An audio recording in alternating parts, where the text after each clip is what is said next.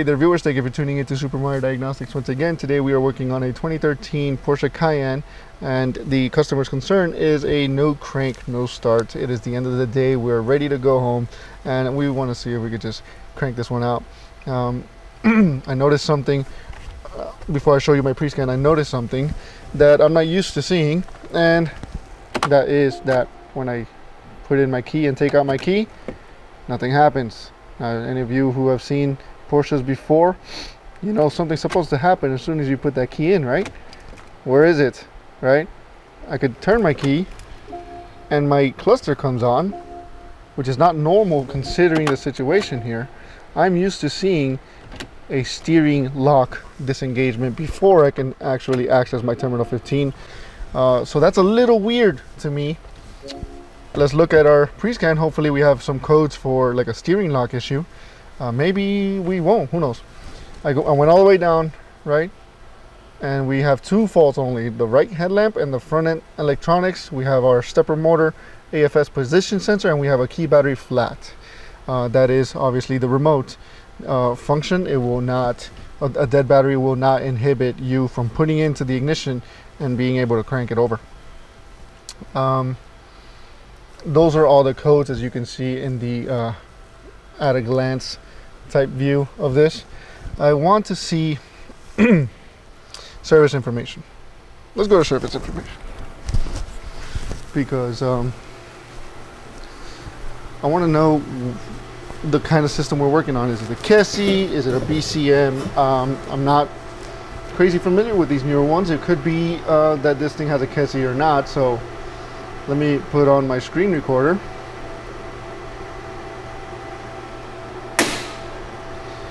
And we are live on the screen recorder.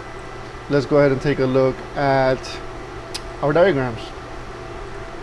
I want to look at the immobilizer stuff, anti-theft specifically.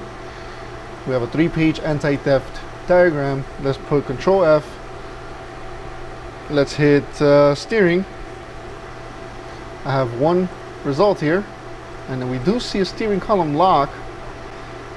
But in my experience, every time I've seen a steering column lock issue where it would not disengage or engage, it would inhibit terminal 15 from turning on. So that's a little weird, because I'm so used to seeing that with, especially with Mercedes-Benz and Range Rovers. The wheel is unlocked right now, don't get me wrong, but we're supposed to be seeing that a functional steering lock will cause terminal 15 to, will allow terminal 15 to turn on. But we can see our cluster is on. Let's see who's responsible. Let's go back into the diagram, see who's responsible for, who's our immobilizer. I'm gonna go all the way to my left, which is usually the case. We have the front BCM, left side of dash, that is talking directly to our steering lock by LIN bus. Something I learned in John Thornton's class is that usually you will not see a steering lock module in the list of codes and whatnot on a pre-scan, because it's usually a secret or like a high security protocol or network in which you will not have like just like easy access to it through a scan tool. Some cars are not like that, some cars will allow you, but this one looks like it won't. But that could also be a result of lack of communication with the steering column lock. My question is, why are there no codes for the steering column lock LIN bus message missing or something like that? That's a little weird. I want to look at live data. Let's go back to the scan tool. Look at live data. We know that our front electronics module, front end electronics module, is our immobilizer. Let's see what we can find out with it. I don't know. I know these have a starter relay. Don't know who controls it yet, but in my previous experience, it's always been the DME. Now let's look at live data, and I want to see if I get a crank signal at the relay. On these, if I'm not mistaken, the starter is in the valley. So it's not like, oh, let's go to the starter and check for signal. That's not going to happen. It's like a 5-hour starter, if I'm not mistaken. But let's go to ignition control.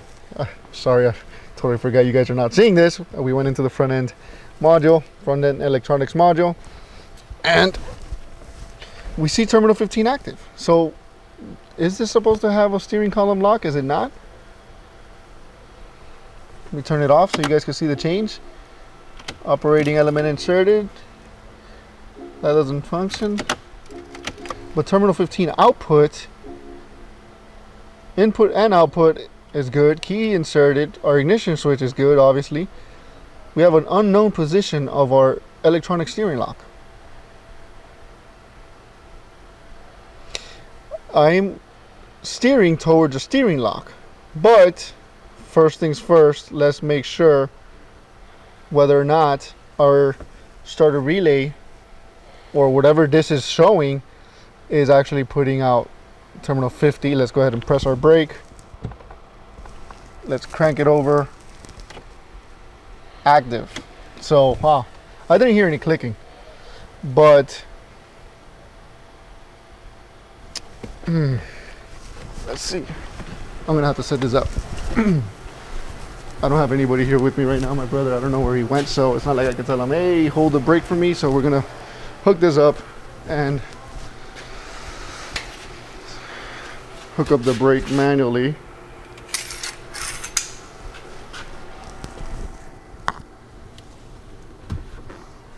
All right, so we've got our brake pressed.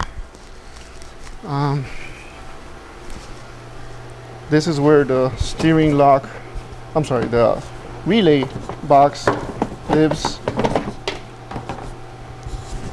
I'm gonna need to get this out.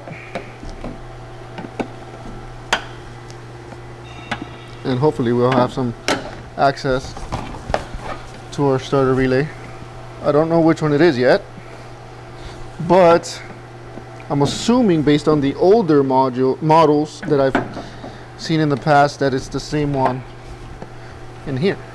They usually give you easy access, which is not that easy apparently. And I will need 2 hands for this one, and I'm gonna do something I probably shouldn't do. I'm gonna hold the camera while touching this relay, and I'm gonna put another microphone right next to it to see if we can hear it. You guys should be able to hear it now. I'm gonna crank it right now. Again, I can hear the clicking. Let me see if when I take off this relay,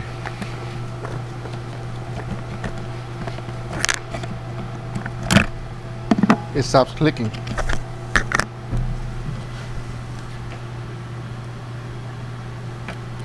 Let me touch this. I don't hear any more clicking. You guys shouldn't either. So I've got command to the relay. Is the relay good? Apparently yes, because look, we've seen this in the other Cayennes. In the other Cayenne, the terminal 15 had a smart little it's this one here. Smart little, not a smart little, it's like a monitor wire that reports back. So this must be our terminal 15 reporting back, showing that everything is good. And we know that our copper wires, the big ones, those are our load. So what we could do is grab a hook, and yeah, it's broken, but I love this thing. We're doing this single-handedly. I'm going to take off my maintainer just for a second.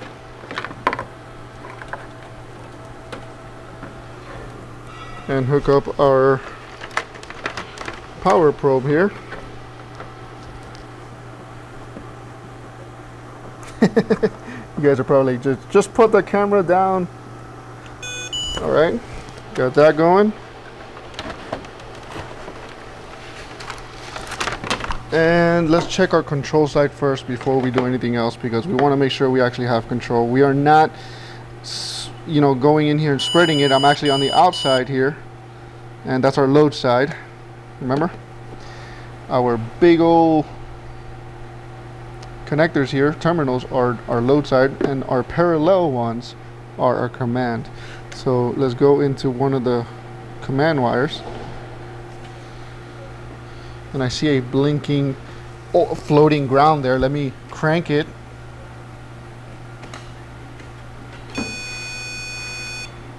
That was me cranking it. Okay, I probably just have a bad connection because I'm just laying it there. And I'm not spreading pins, guys. Not spreading pins, right? I'm on the outside. We have a solid ground. Let's go on the outside of this pin.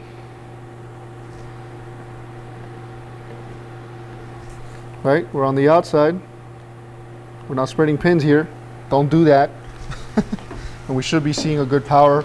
When I crank it, we got power. Now the question is, which one is our fused positive to our starter solenoid? That is it right there. And this one should be grounded. Could be open circuited, but it's not. We have a good continuity to ground. And if it was a dead short to ground, it would be blowing a fuse, I'm sure. So let's go ahead and bypass it. We know we have command. Let's go ahead and bypass this. Nothing happens. No cranking. So we have continuity to ground.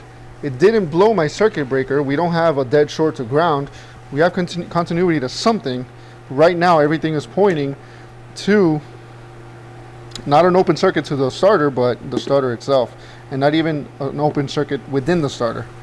Now I'm just gonna make sure, even though we saw our monitor wire showing good terminal 15, it'd be nice if I could somehow make sure that our starter wire, that our relay is good.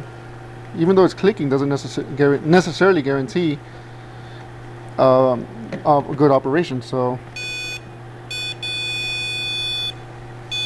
and this is going to be difficult. So I am going to lay this down right here.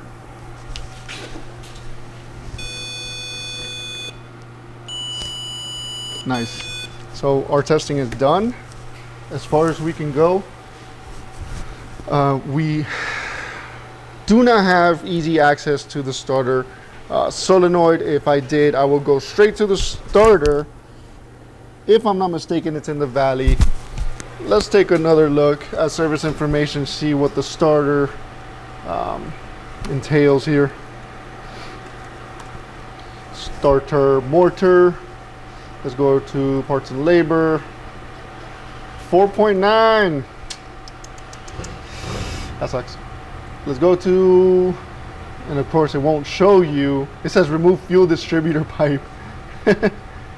That's funny. But there's a picture of where it lives. It's in the valley, folks. There's no easy access.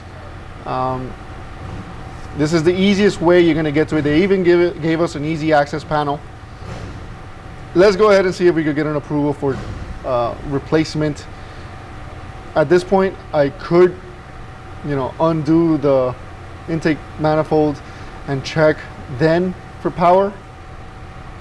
But regardless, we're at the very end of our road here before we can get any more disassembly time, or before we can reveal anything further. We can't reveal anything further in this situation. So that's just the way it is.